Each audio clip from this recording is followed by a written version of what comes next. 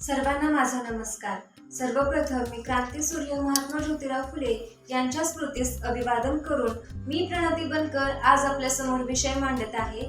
आजच्या समाजात महात्मा फुलेंचे विचार किती प्रासंगिक. सर्वात अगोदर मी तुम्हाला एक प्रश्न विचारू इच्छिते.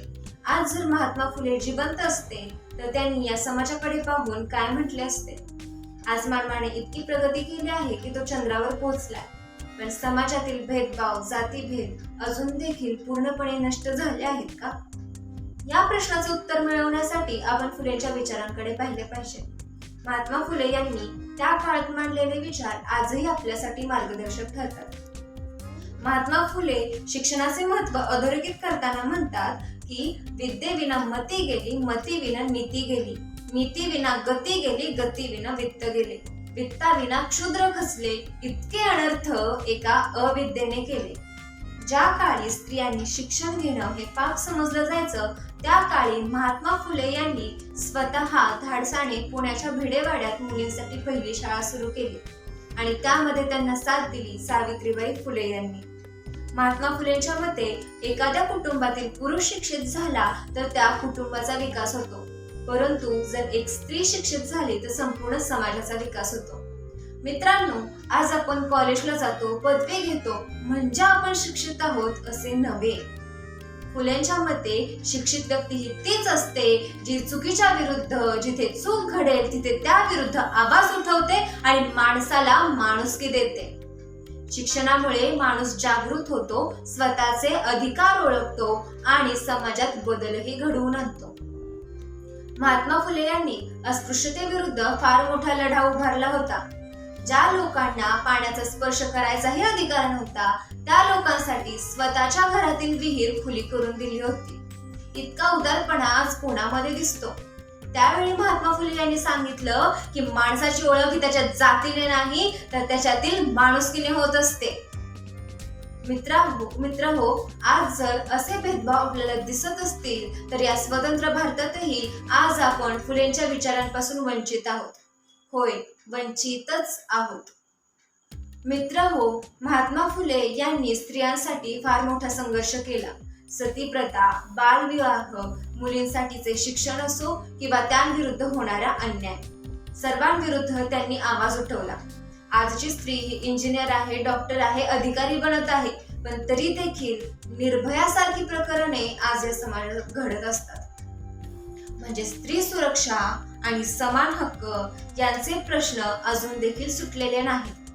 आज आपण आपल्या देशाची ओळख सांगताना म्हणतो माझा देश म्हणजे कृषी प्रधान देश, पण या कृषी प्रधान देशातील शेतकऱ्यांसमोर कोणत्या समस्या आहेत, ते कोणत्या समस्यांना सामोरे जातात आणि त्याचे निराकरण कसे करावे हे देखील आपल्याला माहित नाही.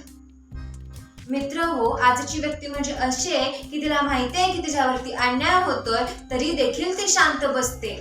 आजच्या समाजात निर्भयतेचा फार अभाव आहे. मित्र हो, ब्रिटिश राज्यपालाच्या भेटीवेळी पुणे महानगरपालिकेने कोणताही खर्च करू नये असे त्या 32 सभासदांपैकी आपले मत व्यक्त करणारे होते महात्मा ज्योतिराव फुले. निर्भयता आणि निस्पृहता हे त्यांच्या अंगी असलेल्या गुणांची आज या समाजाला खूप गरज आहे.